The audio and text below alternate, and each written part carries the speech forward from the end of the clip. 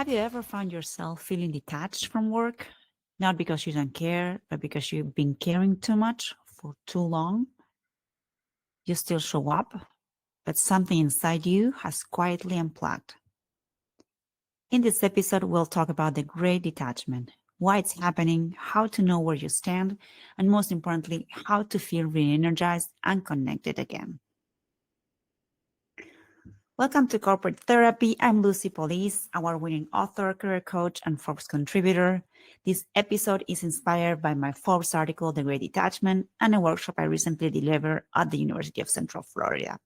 Together, we explore how to move from disconnection to re-engagement at work and how to find balance without burning out. So what is the Great Detachment? The Great Detachment is a silent trend. People still show up and deliver, but feel disconnected. They are experiencing increased job dissatisfaction, disengagement, and burnout. And many feel stuck in roles that do not inspire them. Despite they desire to leave, they often feel trapped due to intense competition in the job market. The rising trend is reshaping how we understand workplace engagement and the mental health of employees. Now, the great detachment isn't about laziness. It's a coping mechanism. When people feel overworked, unseen, or out of control, they start protecting themselves emotionally. They disconnect, not because they don't care, but because it's safer that way.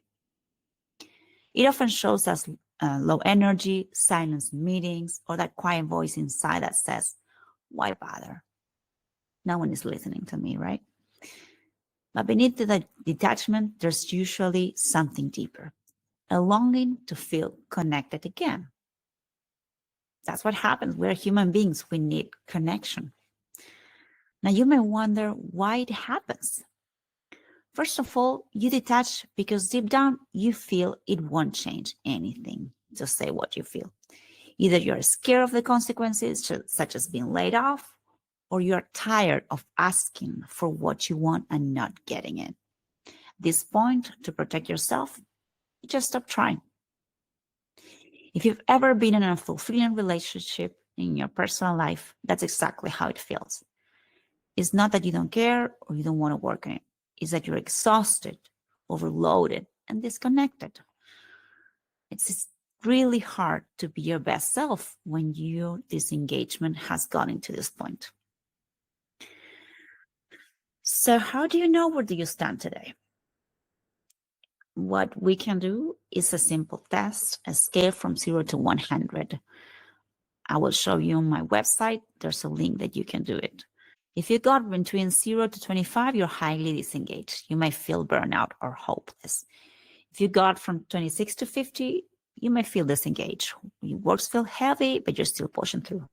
If you got 51 to 75, well, it's pretty good. You're mildly engaged, you care, but your energy fluctuates. If you got from 76 to 100, you're fully engaged, connected, purposeful, and energized. So if you check the website, you will also see some things that you can do based on the score that you got. So now, how to move that score up? How to re-engage daily? Engagement really doesn't happen by accident. It's something that you have to build intentionally, one small choice at a time. And here are a few ways to start reconnecting. First, focus on what you can control. The first thing that you feel when you're in disengaged is that you cannot control anything, that you're stuck.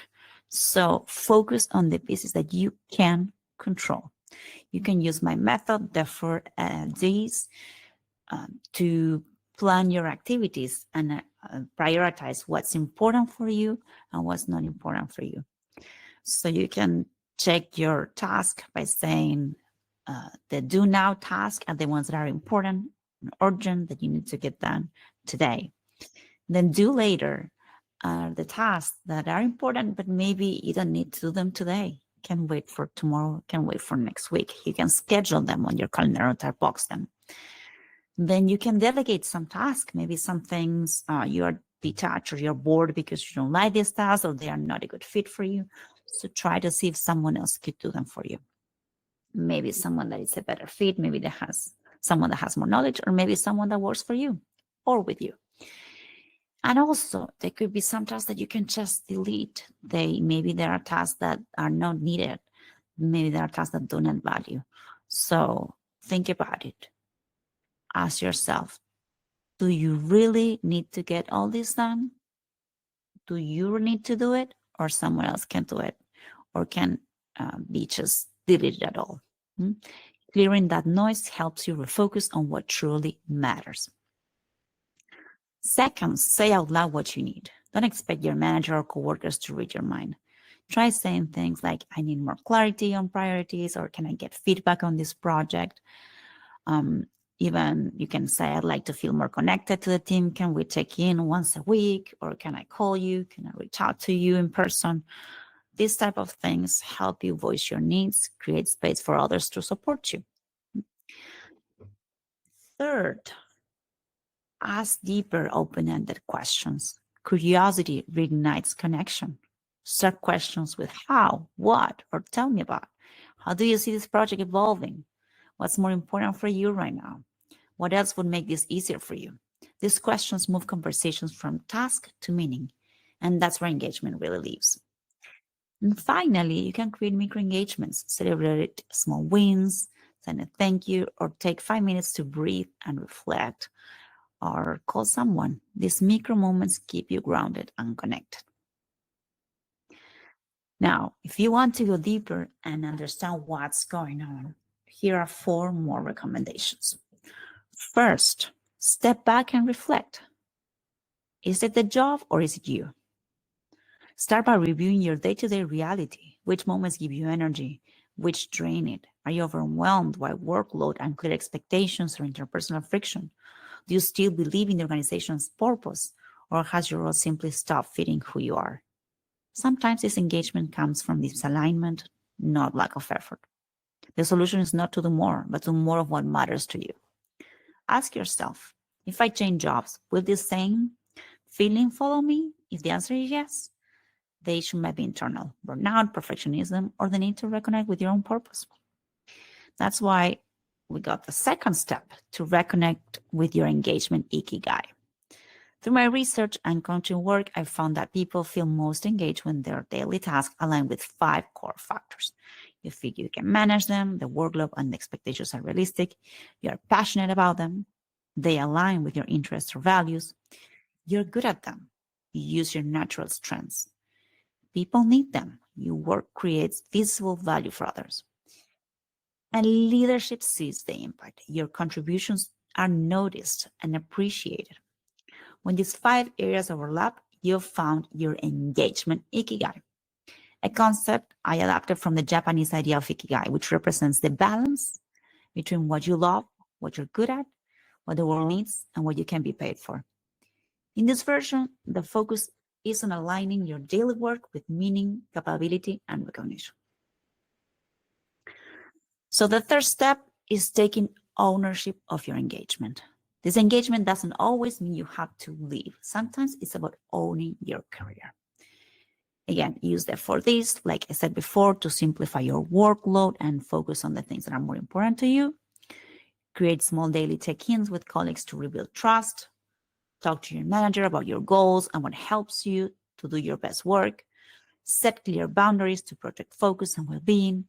And redefine what your strengths are, how they're currently showing up at work, and how else you'd like to use them.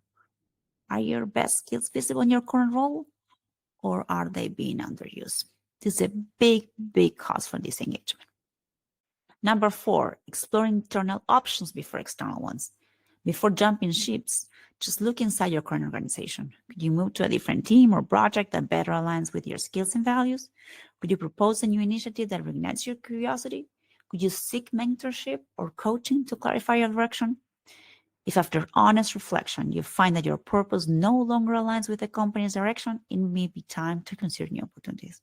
Sometimes it's not a perfect fit, but you can still try other roles before making a complete change and learn more about what you want and what you don't want in the long term. Last but not least, and this is something I always recommend to all my coaches, is to reimagine your ideal workday. Try to imagine your ideal job and your day-to-day experience. Think about everything: your team members, your manager, unless you don't want a manager and you want to be the CEO, which is okay too, of course.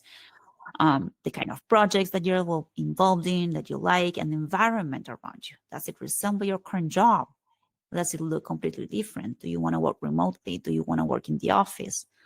What's in between? What's working well and what is not? Sometimes the gap between disengagement and fulfillment isn't a new company, but just rediscovering how to shape your current role to match your ideal one.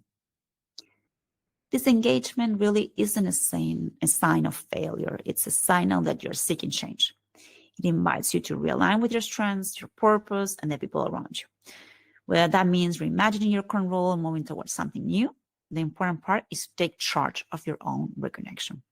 I recently delivered a workshop on engagement and reflection at the University of Central Florida, and we explored what truly drives motivation at work and how to rebuild connection after periods of high stress or change. And the conversations were really eye-opening. Their answers were beautiful and they were raw. Like, I feel engaged when my ideas are heard, or I disconnect when communication breaks down, or where the systems are too complex, or, well, there's a lot of bureaucracy. So it really reminded me that engagement isn't like a big program. It's a daily practice of attention, care, and respect. It's every day trying to see how you can reconnect with your work. When you truly listen and show curiosity, you rebuild the human connection that work desperately needs. So here's your reflection for the week. What's one conversation that you can start that would make you feel more connected? Can you dedicate every day 5 minutes to connection? And if you'd like to go deeper, you can go to my website, lucypaulise.com, and get more information or read my latest article that explores this topic. And if your team could benefit from a workshop just like the university did, or you want an individual coaching session to rebuild engagement and connection, feel free to reach out. I would love to help you. Thank you for listening, and remember, engagement begins with curiosity and compassion. See you in our next episode.